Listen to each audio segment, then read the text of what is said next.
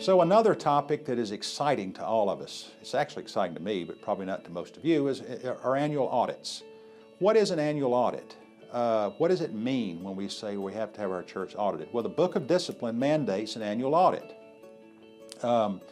So does that mean that the church has got to go out, is required to go hire a CPA firm, to hire that CPA firm for what we think of as a classic financial audit, which includes an opinion by the CPA firm on the financial statements?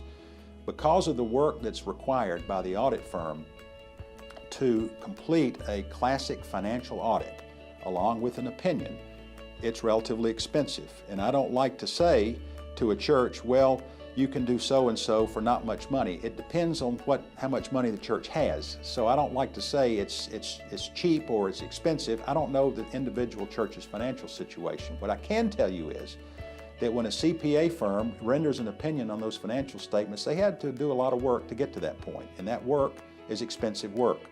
So an audit does not necessarily mean, especially for our smaller churches, does not necessarily mean that the church must go out and contract with a CPA firm to do an audit. There is an audit guide that has been prepared by the General Counsel on Finance and Administration that is essentially a self-audit.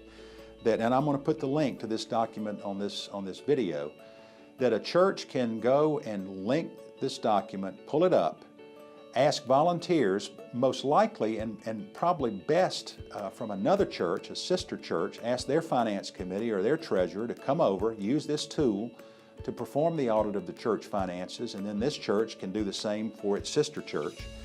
You do not have to have CPAs to do it, and you can get at the bulk of ensuring that financial statements are being properly presented, that assets are being properly safeguarded.